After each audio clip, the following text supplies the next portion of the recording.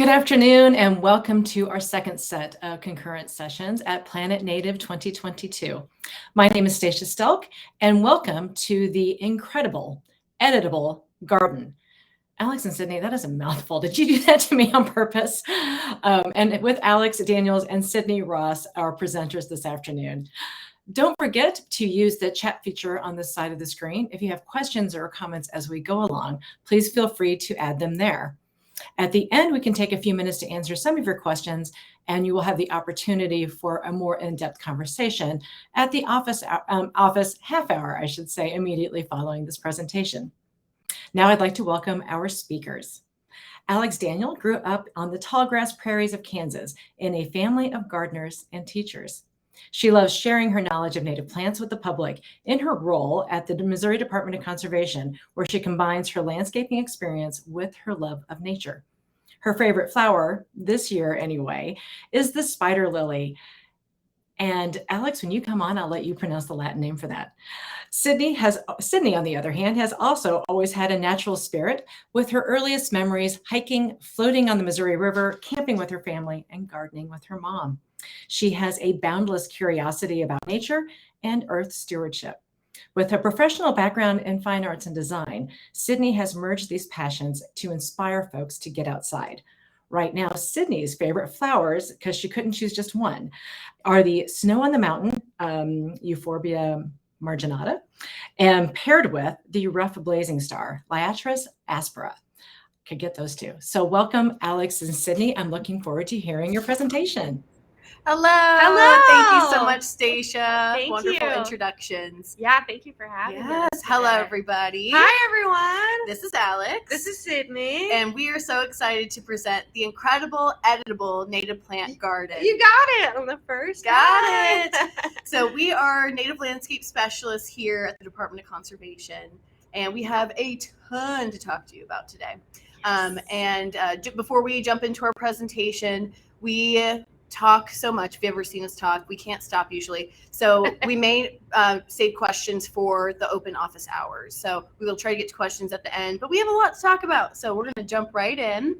That's right. And get going.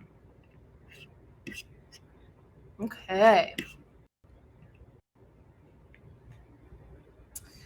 So the incredible Editable Native Plant Garden. Hard to say, easy to do. That's right. And again, just to reiterate, that's Alix. Hi, that's me. And this is me, Cydney. The short one. I'm the short, tall one. That's how you tell right. the difference. We sound a lot alike on the phone. The only and we were both plant nerds, so I get it. People get confused sometimes. So. She doesn't even have bangs anymore. I don't even have bangs anymore. How can you tell? That's me. I haven't had bangs for a long time because bangs are. Have you ever had bangs? Yes, back before I was a landscaper, but now I need to be able to pull my hair back all times. And so on the left there, that's me hiking at Bluebell Valley. We did a LGBTQ hike there this winter and got to be in the Bluebell. So that's typically one of the ways you can find me is in the woods, on the ground looking for mushrooms. And then on the right there, that is a picture of me fishing in Minnesota. Oh my gosh, and that was the first time I caught a fish on a kayak. It was kind of awesome. Scary. I was scared anyway because I'm not much of a fisher person. And then she caught this big old fish, and then I was like, "Well, what do we do if it it's so big it pulls us away?" I don't know. Yeah. Well, thankfully, I got it in, so we were fine. Yes. So that's me. Yes. And this is me. You can see me with and without bangs. Yeah, bangs are hard, y'all. When you wear hats all the time to protect yourself from the sun. So I love snakes and wildlife. You can see on the left, I have a cute little ringneck snake. And on the right, I have a cool stick. So I love being out in nature, looking at these different things. And in the middle, I'm geared up because I helped do my first prescribed burn last winter with Missouri Prairie Foundation. And we're both certified sawyers. So we know how to run chainsaws. And it's pretty fun. So we have a good time. But Stacia, you did such a great job introducing us. So we may not talk too much more about ourselves. Yeah. I will say I've been at the Discovery Center for 5 years. I forgot that part. Yeah, that's important. Yeah. So as So a I've native been- landscape specialist, you've Yeah. seen things here. I've seen things. I just started learning about native plants like 7 years ago, Mhm. probably. So I've learned a lot. Yes. Then, obviously. Yeah. And I have been with the Department of Conservation as a native landscape specialist for 2 years. Yeah. And prior to that, I had my own porcelain jewelry business where I did a lot of jewelry design, just running a small business, doing that kind of thing. But I've always loved native plants. I was nerding out, and actually, like the past maybe 6 years, and first time I met Alix is actually here at the center because I saw the very first native plant lecture I went to was one by Stephen Van Ryan, former MDC employee, current employee of Casey Parks in Missouri or Jackson County. Anyway, so and now here we are. And now here we are. Fast forward years, and we work here and we steward the 9 acres here at the Discovery Center. Yeah. And it's a really special place for us. We live right here by the center. We love talking to people about plants, inspiring them to get outdoors. Yeah. Yeah. That's our main love, is talking to people about these plants. And so that's what we're here to do today. That's exactly right. And so the incredible editable native plant garden. What is it? Well, we wanted to present on this program this idea of making an accessible grid that you can use to kind of organize information when you are going to plant native plants in your garden, whether you're starting from scratch or you are adding to an existing garden. It's really a way to simplify and organize things. And then also to be able to edit this garden. Yeah, and different tips and tricks on how to edit urban native plant gardens. Mm-hmm. Yeah.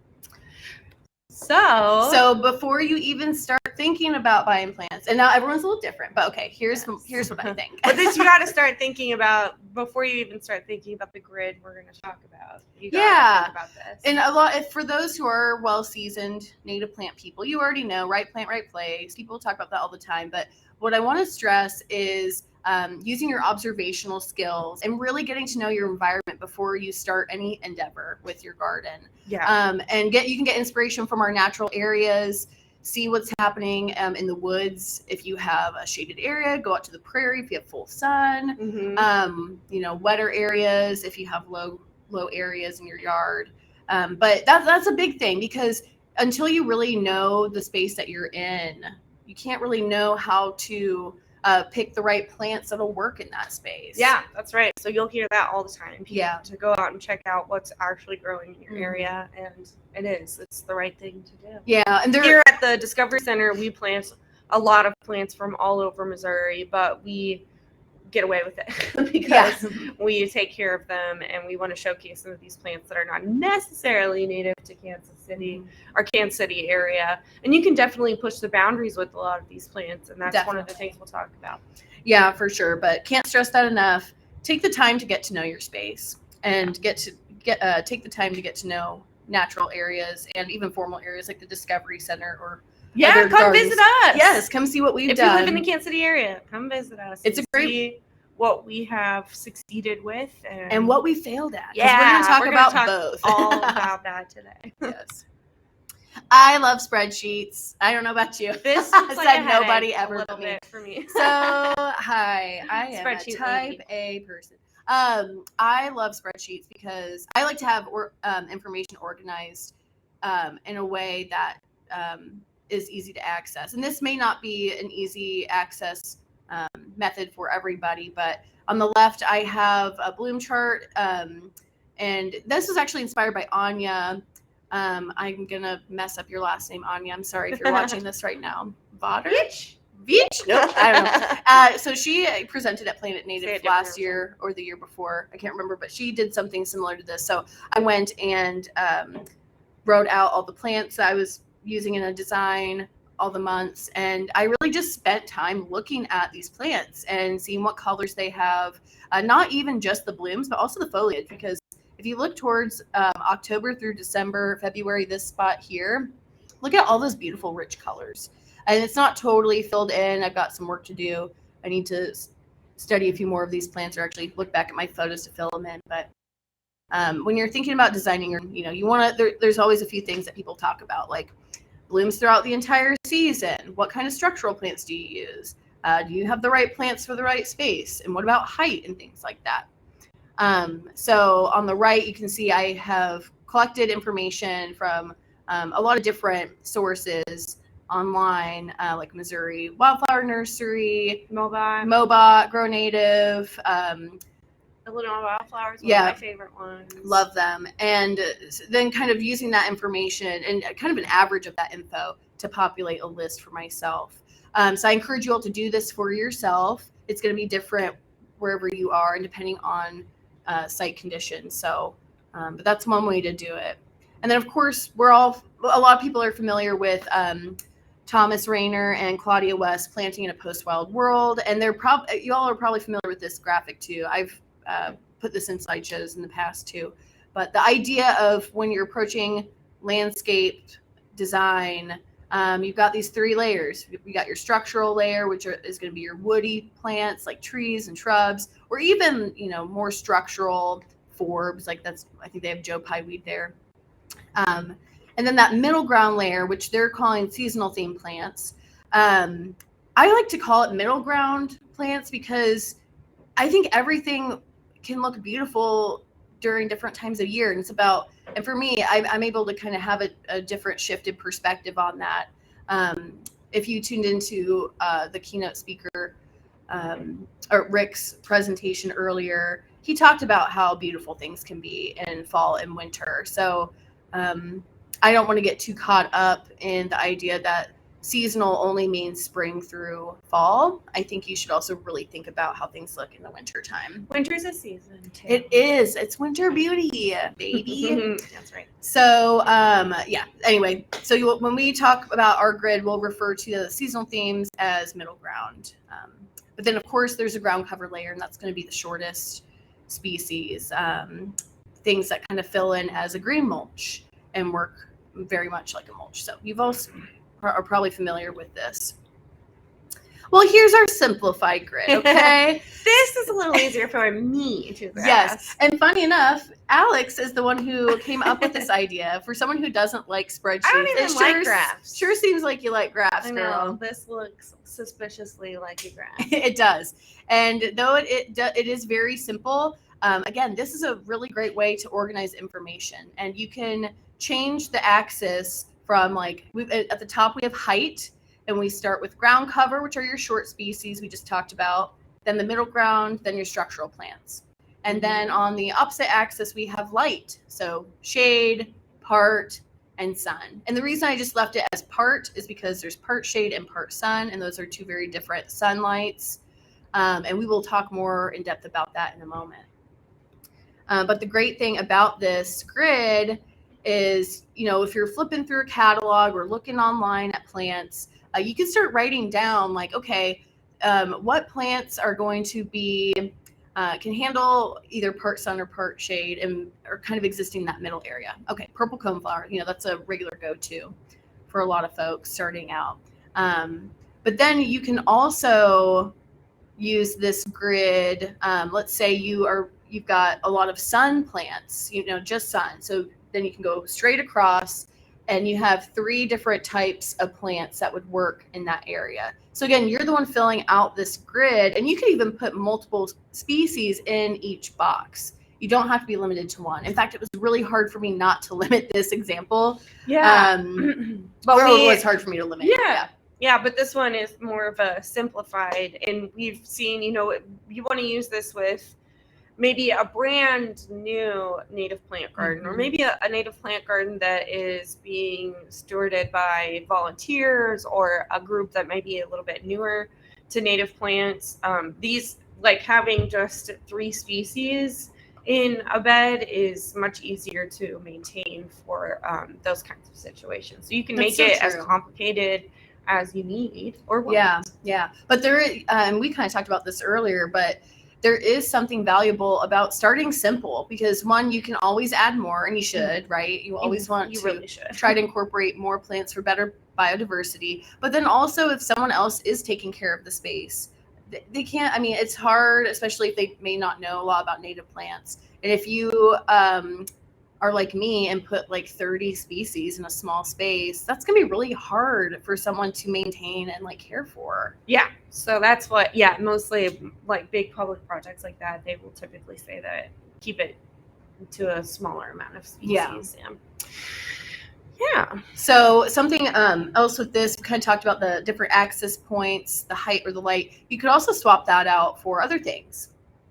So you could do seasons for one. You could do colors and things like that. So feel free to change that up. And in fact, you could do one of you thought of was fruit. That would be good. Fruit. Too. Or let's say you're focusing on like you want something that maybe you want ground cover, middle ground, and structural as one axis, and the other one is like butterflies, bees, birds, stuff like that. And then you could kind of use that to organize the information in this way. Yeah. And again, you can make it more complicated. I even did a practice one, and I wish I have to admit something. I accidentally threw it away, but first time ever. She's I done know. something on accident. Well, yeah. So I had gone even further and color coordinated some things, so that I wrote like brownleaf groundsel blooms in spring, so I drew it in like green, whereas purple poppy mallow blooms in summer, so you could do orange. That way, that's another way of visually organizing this information. Yeah. And so with our program today, I designed this design for Planet Native, and we will be emailing you this in the resources, including the grid template for you to use. And of course, it's very simple. You can make it yourself. But these are the plants that were in the previous grid. And this is what it looks like when you put it into a design. So there are a lot of different ways you can create landscape designs. You can do it by hand. I prefer to use Adobe Illustrator just because it's something I'm well versed in and I already have access to it. So that is what I use to make this. But I did want to talk about a few things. So how to use a grid paper. And again, my background is not landscape architecture or botany or horticulture or anything like that. I'm a fine artist and designer. So this is what works for me. So this grid has 3, 4, 5, 6, 7, 8 squares. And if you look at the square, that equals 2 feet. And then if you divide that, it breaks down to 3 inches per tiny square. So this is a 20-foot by 10-foot bed.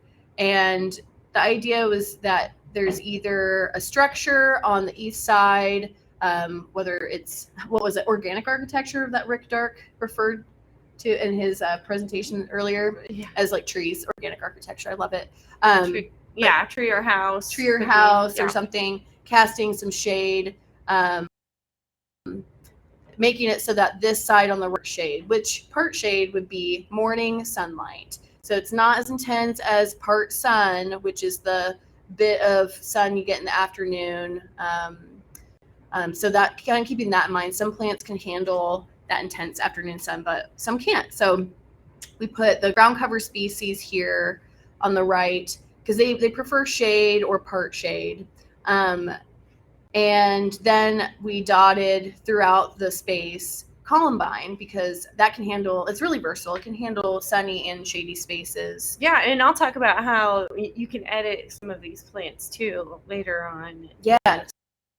Work them different sizes, different bloom times and stuff like that too. So. Absolutely. Yeah, and that kind of reminds me though, you all know this, but there's no such thing as a no maintenance garden. No, there's not. I mean, if you want something that is no maintenance, put in plastic flowers. Please don't put in plastic flowers, but that's what it would take, right? Because, I mean, but even then, I'm sure weeds would come in or something, but that's true. Anyway, so the idea is, you want to design intentionally, maintain intentionally in your landscape. So in the center here, we have the serviceberry tree, which will also create shade. You can kind of see the shade it's casting. And all of these sizes, I should say, for the circles are all based on size guidelines from various sources. So And then, so these are 3 plants in one larger circle. And then just individual plant like the columbine. So the serviceberry is casting some shade, but down here on the southern exposed and southwest area, there's going to be a lot of sun, maybe some part sun for over here, but definitely full sun in this area. So that's where the purple poppy mallow and aromatic aster and coneflower come in. So coneflower, we kind of mentioned earlier, it can handle some part shade. It is a woodland edge species, or part sun rather. And so that I think is also, it's a taller plant compared to the other one. So kind of having it in the center here, next to these shorter aromatic asters, and then the ground cover of purple poppy mallow. Yeah, it's really cute to see a purple coneflower kind of peaked up over aromatic aster, and purple coneflower go really well together in that way, and like peaked up underneath a tree. Yeah. Because you get the bird action. Of course, with the purple coneflower, you're going to get the goldfinch action, and so they're hanging out. And then with the serviceberry, you're going to get so much catbird and mockingbird. Oh my god. And flickers, and everybody loves serviceberry. Yeah, so you're kind of creating that coverage that birds want. You know, they don't food and seeds and shelter, like to kind of hide them while they're getting that. But that's right. Yeah, aromatic aster can be a really good shelter. Yeah, definitely. So this design will be available to you all to use if you'd like. Again, you can kind of do something similar with different plants. Like let's say it's a full sun situation. You could sub out oak sedge for something like, I don't know, I love palm sedge. I'm like a little obsessed with palm sedge right now. And it actually is doing well in like sun, and we saw it in a really shady spot too recently. Remember that? It's Sycamore Station. Yes, here it's volunteered itself in a mostly full shade area, and it looks really great. It does. So yeah, the idea of this reminds me, this is like such a big deal for me when it comes to landscape design. You use it as a guide. You don't like I'm of the philosophy that you don't need to be hard and fast with the rules. But this serves as a way to just support you so that you can make decisions and kind of improvise and shift things as you need to. Landscaping with native plants is all about adjusting, editing, evolving. You know, it's not going to stay the same forever, and it shouldn't, because that's not how these plants work. That's not how our environment works. That's right. So, and it's good to have a plan when you have a native. I can't believe I'm the one saying this. But I think I've turned her. I think I've converted her into being a little bit more of a planner. Don't be a plobber. You can. You can, but to have a successful native plant garden from the beginning, it really helps to have a plan, a design. It doesn't have to be. That's what I love about your presentation, is you're showing all the different ways that everyone can make it. Yeah. Well, exactly. And I think that's really important. Just know, set yourself up for more success by having that plan, and then again, shift things as you need to. But if you plop, then it's harder to adjust, I think, because you don't know what's going on in the first place. Like it's hard to keep all that, for me anyway, it's hard to keep that information in my head if I just go put things out randomly, which I have. I've definitely done that. But then you lose track when you're watering too. Yeah, you don't even know. Yeah, or like when things go dormant, and then you're like, oh, come spring, you start to plant something, and then you dig up, I don't know, Solomon seal, and it's like, it's just, anyway. So these are the plants that are represented in that design to give you another visual. Yeah. And yeah, as you were saying, Alex, what I really love too is having multiple ways of visual information. So multiple ways of understanding what's in front of you. So I encourage you to gather images like this. Some of these images are mine, and some I pulled from the internet. And could I talk about a few of these species? I would love for you to. Yeah. So one of the things that Cydney kept in mind when she was doing her design was some of these plants are some of the easiest to edit for whatever purpose you have. If you need to maintain a more formal look in a garden, or if you're trying to appease your neighbors and keep the city off of you for having floppers. The man off your back. Yeah, then these are some plants that take really well to that. And let's starting with columbine. Columbine is one of the plants that you can cut back, at least in our region. you can cut back and get it to bloom again after you can deadhead it and get it to bloom again. We've gotten it to bloom again in late summer and early fall, which is really fun. But you can also just cut the seed heads off. Ideally, you could leave the seed heads. Yeah. That would be the best because for the wildlife. And then if you leave those seed heads up, they stay up a little bit and then they'll start falling over in the wintertime. Mm-hmm. But if you cut them back, you have this beautiful ground cover that's the outer leaves are this really soft sagey green, and the inner leaves are this really deep dull. Yeah, wintertime it looked like a watercolor painting to me. It was like so just it was beautiful. So it's almost an evergreen ground cover species, and that's why you see us and everyone plugging it so much, is because it's a really great filler plant that also can put on a show for two times, all year, obviously, but it can put on a flower show a couple times a year. Same with purple poppy mallow. So purple poppy mallow down there in the bottom left, that is one of our favorite ground cover species to suggest for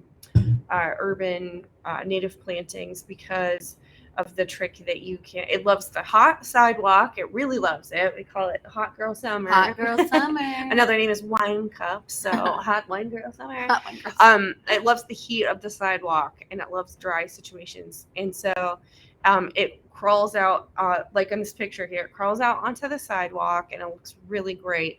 And then at some point when it starts to get droughty and too leggy, they start to dry up, and they start to go to seed, and they start looking kind of fried. So at that point, you just pull or snip the stems completely off, and then it will resprout. And I think we did that too. We caught ours back. We pinched ours. Pinching is another term for this. The Chelsea chop is another term we use for this. We did that in probably July. It was July this year. Yeah. We did it a little earlier last year, and I think it worked better. Yeah, but we still have a long season. We do have a long season. They'll bloom really long.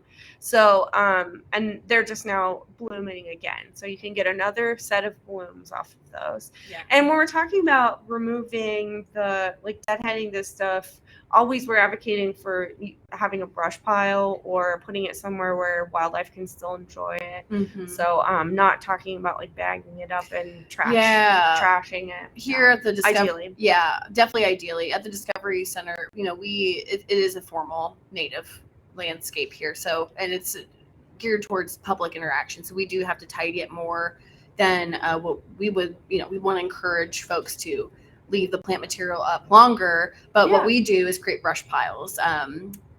What is it? Artistic brush piles? Artful brush piles. Yes. So just like you're saying, so that wildlife can still enjoy it. But So and then just a couple more notes. The round leaf groundsel is another one. I think Sarah talked about it earlier, that you can set your mower on high and knock back the seed heads after they've bloomed in the spring, and that has just been a year-long evergreen ground cover and a nursery. And yes, that plant is so easy to transplant and move around. It's a must-have for a native plant garden that has shade to part shade. There's 2 pacra, so you can have one in shade and the other Aurea is more sun, and then the aromatic aster. Sorry, last one. Aromatic aster. That is the easiest shrub to edit, because you can take a hedge trimmer to it or pruners. You could almost do it right now. Like this is probably the latest shrub you can edit, because it's just very barely starting to bloom right now here in Kansas City. So if you damage it, it will shoot out so many more flowers. But only if it doesn't already have flowers. No, I'm sorry. Don't editing after the flowering has already happened. Once you see buds, you're too late. Let it happen, and then deadhead with the seeds on if you have to. Yeah. But leave the leaves, please, and leave the seeds if you can.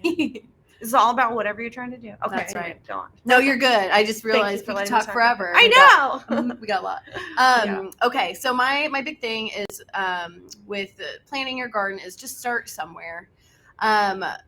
Alix, I know you think you're not an artist. I'm not. But really, art is just a skill you cultivate. You practice. You gain the skills and knowledge. But I did all of these, and I am a trained artist, and I have a hard time drawing. But with Primrose Prairie, which is my baby here at the Discovery Center. It's a garden I designed and we installed in 2021. But the image on the right is really, and the image on the left, that's where I started. I began with a concept drawing on the left. I don't know if you can see down here by the colored pencils.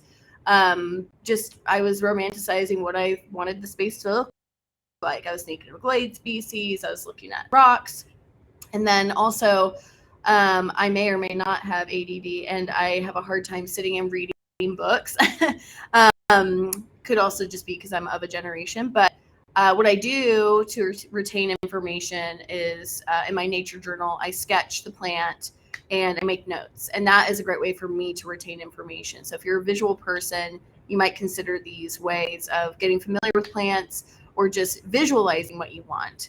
And then also in the same image here, there is just a sketch that is a bunch of different colors. And for me, I was trying to wrap my head around what the blooms would look like. And so you could do this seasonally, or you could, do it all together. But you got to start somewhere. I can do the squiggly color. You thing. definitely can. That is something I could do. And that, again, it's just about accessing information, and how do you organize it?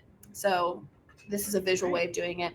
And then on the right, this is where I actually started to do a sketch of the general shape, and taking measurements. Obviously, that's important. But so those are the things. Just start somewhere. And if you are creative and artistic and you like to draw like I do, you could approach it this way. This was a fun project that Alix and I did. We volunteered our personal time to Habitat Restoration Initiative that's partnered with the Pilgrim Chapel here in Kansas City, Missouri. This is at Gillen Park. They took some site photos and then they faded them so that we could, I just decided to draw over them. It wasn't even an assignment, but I was just like, that'd be kind of cool. Again, just kind of conceptualizing. And I will say, the one thing I would do differently is these plants would not be blooming at the same time. So that is something I would do differently in the future when I do concept drawings, is to have only what's in blooming in the drawing. But layers. Yeah, I really love this approach because this would be really hard to do, to visualize on a because of the slope, the grade of the hill. So this is a really lovely way to, and this was a proposal too. So it was, people could choose, and I think it's such a lovely way to represent what it could look like. Yeah, thanks. Well, and since I was volunteering my time, but because of the slope and all the rocks and how big the space was, the idea of me getting a 2-scale rendering just made me sick, because I'm like, math is hard and that's just not my skill. So again, approach it with where you're at, and it's fine. There's no one way to do it. There's lots of different ways. But if you do want to end up sketching, in the top left, you can see my rougher sketch, starting with just the general shapes, and then going into more detail. And then on the bottom left, what really helped me was making a plant key. So I'm like, okay, I want to represent Cliff Goldenrod. So these squiggles and this color is going to be Cliff Goldenrod. That way I had it down, I had it next to me. So when I went to draw the actual sketch, I didn't have to worry about what that looked like. It was there for reference. So this is another area at the Habitat Restoration Initiative at Gillen Park that they actually started planting recently. So, and these are the plants that are represented in that past drawing. It's a shady, rocky area. So we've got smooth hydrangea, which is a great structural plant. Roundleaf groundsel, the ground cover, which pairs so nicely with wild sweet William or Phlox divaricata. Those bloom at the same time, and I'm just a huge fan. And then, of course, as you've heard us say, if you like bumblebee butts, you got to have foxglove beard tongue or have to. Penstemon digitalis. You get more bang for your buck. There's so many blooms. And I think the winter interest for that plant is awesome. Yeah, that's another one that we recommend as a taller ground cover species, because you can cut it back after the seeds have been eaten, ideally, and you've got yourself a really lovely, again, a kind of a Kelly green fading to really dark purple ground cover during the winter too. It's gorgeous. So here is an example of a design I did for a friend. and it was like a part sun area, has a slight slope. But again, this is just another way I've done landscape design. I have the images of the plants. I have images of the site. I do have a 2-scale rendering because again, that's really important to know how many plants you can put in a space. But I pack it in. You have to. You have to. And thank you for inspiring me to be that kind of planter. I know we go back and forth on it, but it's if you have any empty spaces, you're going to have other plants that you don't want in there. Or a bunch of mulch, and and it really helps to know. Yeah, you don't want to have a sea of mulch. No one likes that. That's not the point for native plants. It really helps to know like what the growth. I was going to mention this earlier. It really helps to know the pattern of these plants and the site that you have them, and so that's another reason it's really great to go out and see these plants in person, and see how big they actually will be when they're at the mature. So you can get an idea of the scale. And so I recommend coming to the Discovery Center for that because we have all of these plants. We do, and more. And more. So I mentioned Primrose Prairie earlier. Here's some plants we have right here. This is a lot of plants. Okay, so I just got to say how much I love working here because it was my first year, and they're like, yeah, you can design a garden. And then she designed the best garden. And oh, thank you. Well, this has over 400 plants and I think about 20 plus species. It's called Primrose Prairie because I'm a total moth nerd. I just think nocturnal pollinators are awesome. And the Missouri evening primrose, or Anothera macrocarpa, is pollinated by sphinx moths, which are crepuscular, but still awesome pollinators. So that was the inspiration for this. But again, this was just a guide. The way we actually planted it shifted pretty dramatically. Maybe not dramatically, but in some cases, I really thought, okay, Missouri evening primrose tends to be a bully, so I want to keep it away from more tender species like rock pink or pussy toes, things like that. So it is different, but again, don't be afraid to break the rules. Like, use it as a guide. It's there to support you. Don't let it rule you. That's what I say. And this is what that area looked like before we transformed it. So this is November 2020. There's Alix for scale, and it was pretty much a bunch of ragweed as tall as me, taller than you even. I know. Cut plant, crown beard. Yeah, it was. It's pretty wild. Which there's a cool thing about that area. It creates a sense of space. Like, feels like you're in a room. Also, things like crown beard support so many different pollinators, more so than some of our more conservative plant species. Yeah. Larry Rizzo, thank you very much. I've been thinking about that for a while now. Yes, thank you, Larry. You made us feel good about how much crown beard we have. Yes. But don't worry, there's still plenty of it. There is. But since we do have a lot of resources to do a big project like this here at the Department of Conservation, this may not be as accessible or attainable for something in your garden, but you can do variation of it.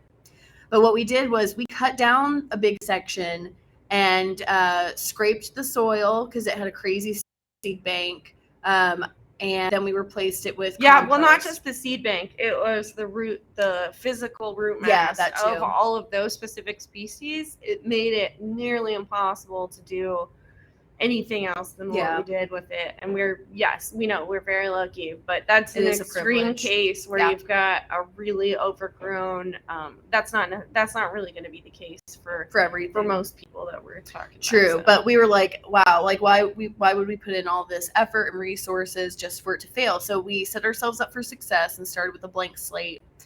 And then after we brought in the compost, we put over top black plastic, and that was to prevent more seeds from coming in. Yeah, because as you can see the cut, on the left picture, you can see it's the big tall plants with the seed bank that's ready to come back in is still standing. And on the right, you can see the artful brush piles. Yeah, there they are. There they are. So we cut all of that plant material down and just stack it up into brush piles, which then quickly become habitat for things like foxes, rabbits, and children. And especially children. So many children. Which is also cool, getting kids out there. Yes, and feeling comfortable being in that kind of environment. They love it. They love helping build it too. Get your kids involved building a brush pile.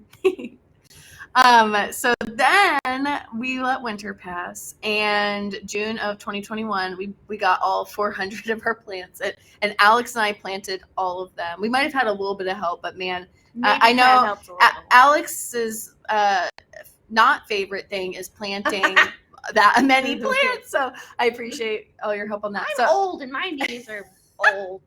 So the image on the left is from June of last year. We had just planted some things, watered them in.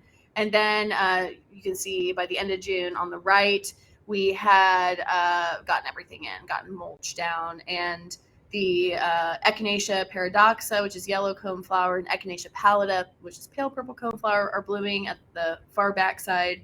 And then butterfly milkweed, or Asclepias tuberosa, is blooming in the middle ground. So just I'm so happy I got to take photos of this garden in progress. I think it's so important to see, like, look, your garden will start small. Look at the image on the left. Everything is so tiny. And then as we progress through the season, even just a couple months later, look how large everything is getting. Now I will say we had a ton of rain that June, so that was super advantageous for us. It was awesome. It was great. It really, man, yeah. I remember rain. I remember rain. We typically will walk plantings for the first couple of weeks, and then periodically through droughts for the first few years. That's right, yeah. So image on the left is August of last year, and then again October. We had added some pea gravel because we had things like rock pink and prairie smoke, which is native to one county in Missouri. So we could, I was able to put it in the design. But okay, Kansas plants, yes, and so then April of this year, I was so excited. I could hardly wait, because going into your first full year is just an exciting thing for a new garden. So you can see the rose verbena and the Bouteloua gracilis, or eyelash grass, is popping up. But get ready. Are you ready for the big show-stopping images? Bam! Thank you, Mr. Pat Whalen, for these beautiful photos. But this is what Primrose Prairie looked like this June, and I'm like a glowing mother. I love this. I am so proud. It's a beautiful baby. It's a beautiful baby. And the rock pink is still blooming. Right now as we speak. It's been blooming since June. It's very happy. We weed this garden pretty often, especially like in its peak in June. But we go out there, just to maintain it. You got to make sure you're keeping out plants that you don't want, because editing. You're editing the plants that you don't want. I wrote a maintenance plan for this garden, and pretty much as it stands now is I have a list of intended species, and then a list of species I know will creep in there, like passion vine. Got a lot of little blue stem, big blue stem. Yeah. We occasionally get other annoying things, but trees. It's under a hackberry. It is under a hackberry. And the hackberries love germinating in there. They do. And actually, I want to talk about that real quick, and then I swear we're going to get to your part. We will do it.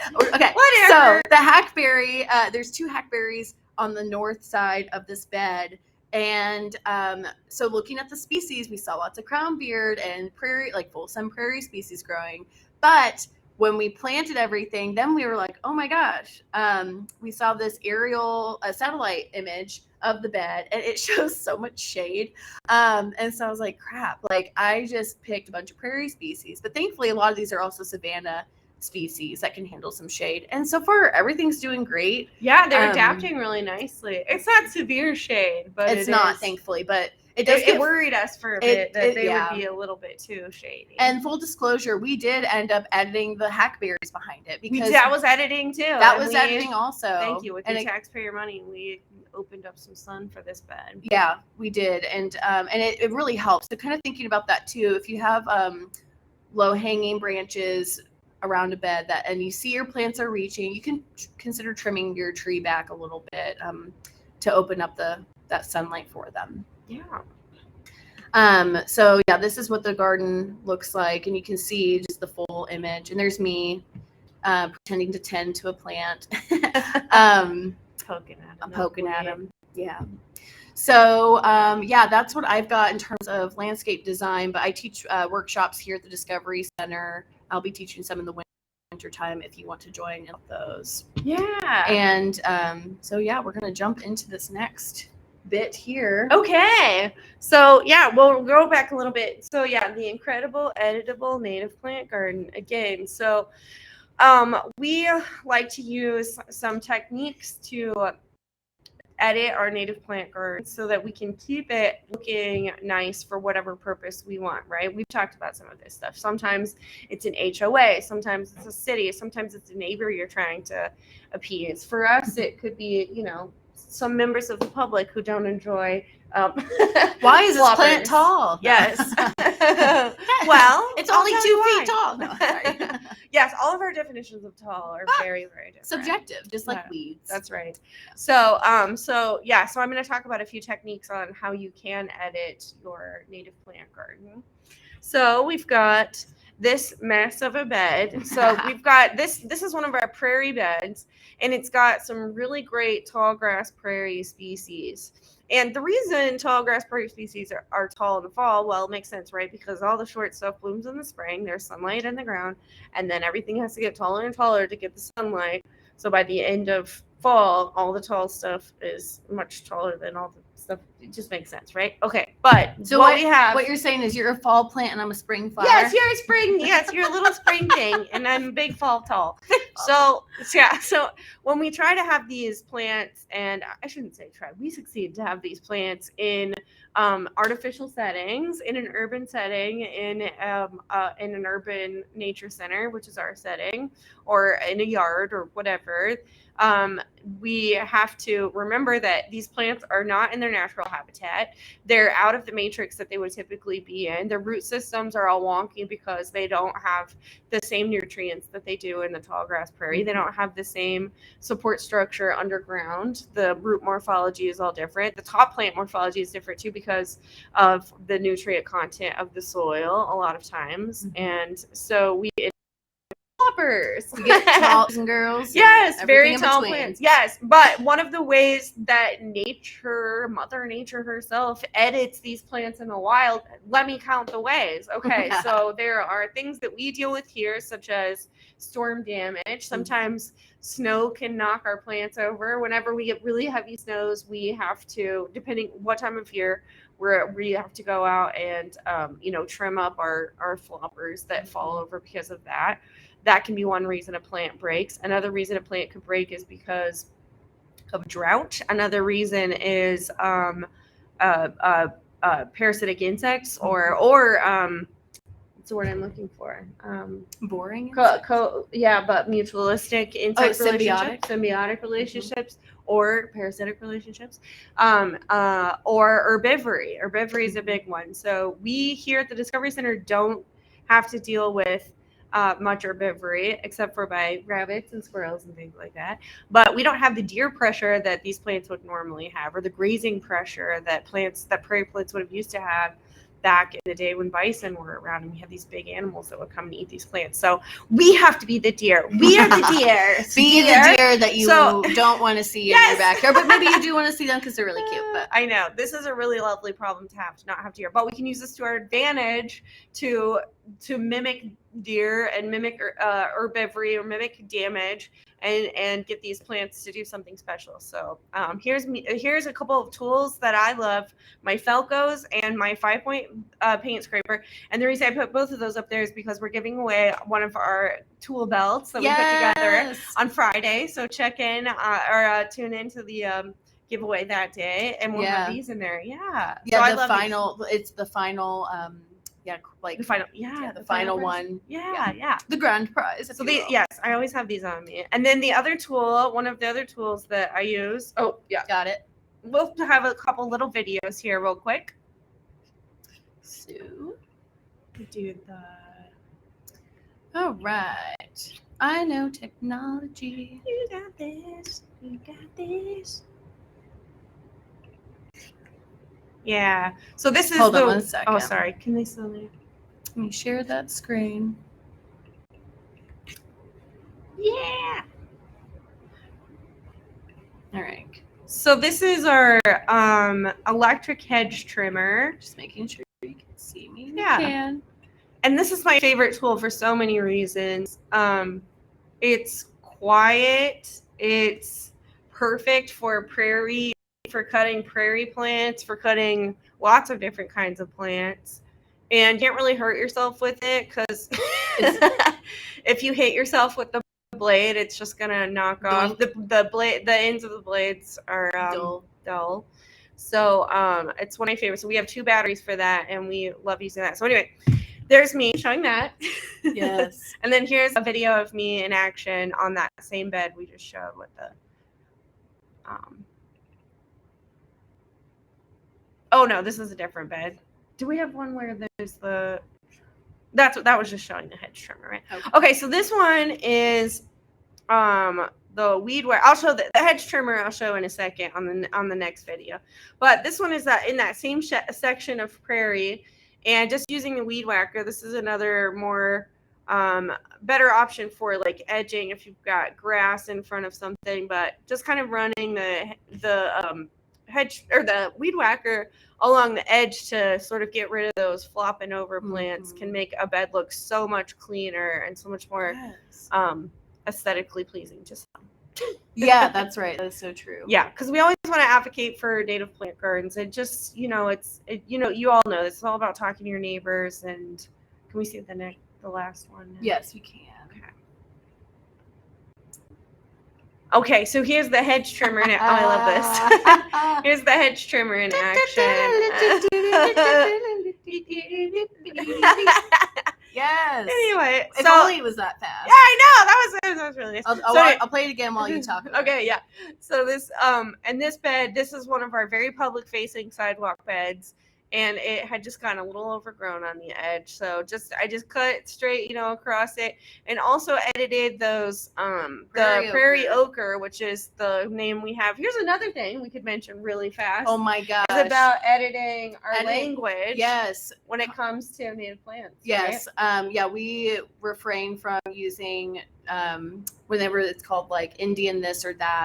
We're trying to be respectful to indigenous culture. So common names are arbitrary anyway, so why call them that? It's true. So we have a friend who came up. I think Adrian. Yes, Adrian. We like prairie ochres. One I really like. Prairie. What was the other one? Prairie sunset. Something like that. Yep. Anyway, it used to be called Indian grass, but we don't allow. But that's one of the plants we don't allow in a lot of our more formal plantings because of how aggressive it is in our area. That's right. It was interesting to see how Rick used it in his yard because that was a really fun Yes, I really enjoyed that. Yeah, it's fun to see how plants can be problems in some areas and huge assets in other parts of the world.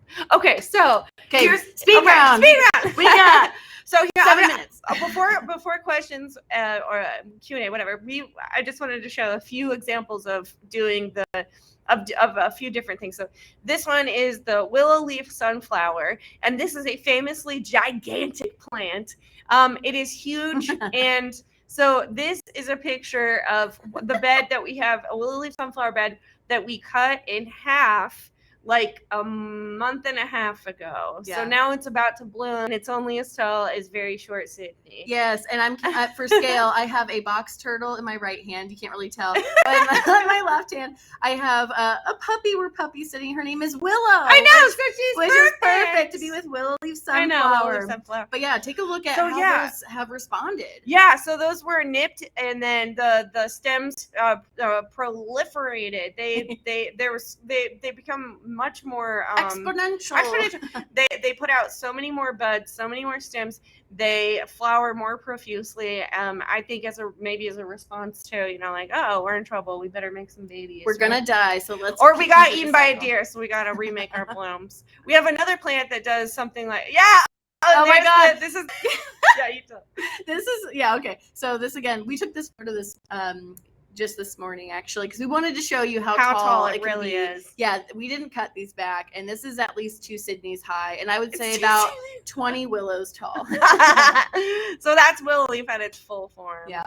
And which is clearly an unacceptable plant for an urban native garden. So anyway, obedient plant, another one that we didn't actually know if this would do it, but we had opportunity to see it broken and then regenerating. So you can see on the left there, that is the broken stem. And so it started to send out flowering stems out on both sides of that bud, and then the flowers in the middle, that is that plant afterward, and it has, instead of one flower head or a few on the top, it's flowering at 4 or 5 different points. Yeah. And then the obedient plant on the right, that's just the close-up of the flower itself, and another must-have for bee butts. Yeah. Okay, so now I gotta tell you a cool story about an unwanted volunteer that we had. Unordained volunteer that we had.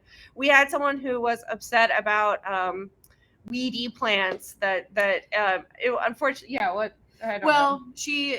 It's not us. She's struggling with some issues, but took it out on the landscape. And It happens. So, you know what? But also, we deer do this. Children do this. Actually, one of our it's just part of being in a public space, and it's okay. Right. It's okay. That's right. That's okay. But this marshmallow weed was really special to us because it's the only one. Well, yeah, we only cannot one keep because this plant alive. I whacked the other one on accident. I know. Like, well, no, I mean, before. Yes, but this, So we struggle to keep marshmallow weed alive for a lot of reasons, mainly because it gets eaten by aphids and caterpillars really, and then just doesn't regenerate. But this one just got snapped by that person, and then it started sending out this little shoot on the side. So cool. And I should have got a picture of it now because I think it's about to bloom again. Yes. Yeah. So there's hope. So there's hope. Again, I love that idea of getting to know your space, getting to know your plants, and pushing the boundaries with them. Yes. See what I mean. Maybe don't snap your prize. Please don't. Yeah, don't do this on purpose. Yeah. But it will be okay. Yeah, it will be okay. Oh my God, this was a crazy story. Do you want to tell this? Yes, I kind of do, because I'm a little obsessed with this plant, especially when it's obsessed. The whole gamut of it. It's just beautiful year round. Yes. But anyway, this is Fremont's leather flower. We had this area. It's got Bermuda grass infested, really bad. So we cut it. We whacked all the plant material down, kind of like, man. The Bermuda grass was about to go to seed, so we wanted to try and prevent that. Yeah, so we just cut it all. And then a couple weeks later, we saw our Clematis Fremontii is coming up. It's not blooming yet, and I'm curious if it will bloom. It might bloom, which is nuts because it blooms in the early spring or late spring. What I found really interesting though is that when we cut it back, it started resprouting off the new, dead, but then also off the dead. So it sent new life back out to its dead pieces, and I thought that was wild. Yeah. So here's another one. Our unordained volunteer snapped. This is Amsonia illustris. This is Shining Blue Star, and this one is one of our favorite shrub-like monoculture type plants. It's very big, very beautiful, very prolific. And again, it is one of our floppiest floppersons. So we have to cut this plant back a lot. Mm-hmm. And I think we just found this out this year. We've never tried the Chelsea chop or pinching back on this one. And since she ripped that one down, it showed us that it is possible. So I think we're going to have to try some of our that is the silver lining of that is, you just learn a lot. I've learned a lot from these different plants. Oh my God! This was intentional, and this cracks me up because this makes me laugh really. River oats is it's a prolific native plant. We don't recommend it for small urban landscapes unless that's really what you want is a monoculture of river oats. But yes, if that's what the right side that you have, then go for it. If you have something you can mow around, you want a monoculture, whatever. Yeah, but we had cut this area back because it was getting really tall, kind of near our courtyard bird viewing area. And I was like, Alex, you think this will work with the Chelsea chop? And she's like, nah, I don't think so. Well, it did. It did. We had no idea, but it did. Now that's not the one. This one's from the front door though, so that might be another question. Is like it gets a little bit more shade. Maybe but that one's doing it too. You're right. Yeah. So this one is regrowing. You can see it on the right hand side. That picture, the right sprout there is it's kind of shadowy, but that's a new growth. So we're gonna see if that re-sprouts and it has new. Those are the new seeds. You're right. So sorry, those are the brand new seed heads on the left side, which is wild because that's another tall one we have to cut a lot because of the flopping. Yeah. Okay. Yeah. And then I have to talk about this because this is in Primrose Prairie. So this is an example of something that didn't work well. This is rigid goldenrod, and we cut the rigid goldenrod got so tall in this bed. Again, it's a second year bed, or really it's going through its first year, depending on how you think about it. But I was like, oh gosh, this rigid goldenrod is like too tall for everything else. So we cut it We cut it in July, and it was so hot, and we did not water it and support it afterwards, and so it looks really bad. It looks so sad. It looks really sad, but that doesn't mean the plant is dead. It actually, I'm sure it'll look good next year. But something to think about is, okay, lesson learned. I'm going to cut it back a little earlier, and I'm going to water it if we're in a drought. But look, on the left, you can see some of them did respond as if it had been, Chelsea chop. Chelsea chop. Yeah, I love that. Okay, anyway, that's. Oh my God, we did it! We did it! Yes! We did it! Okay, we have some upcoming programs. Wow. Guys, hold on. How did we do that? That was a lot of work. I thought I talked fast, but man, you guys just took off. That was amazing. I love it. You have so many awesome questions in Q&A that I'm going to encourage everyone to please go back to the agenda and click on to the office hours, office half hour, which will immediately follow this presentation. And I'm embarrassed that I skipped my last sentence of your introduction. So I'm going to do it now and say that Alix and Cydney are landscape specialists at the Anita B. Gorman Conservation Discovery Center, as well as the charming hosts of Deep Roots monthly webinar series, Native Plants at Noon. So if you love today, please join us every third Thursday and learn from these enthusiastic, charming young women. So we will see you in office hours in just a moment. Thank you so much. Thank you so much. Thank We you. appreciate you all. See you soon.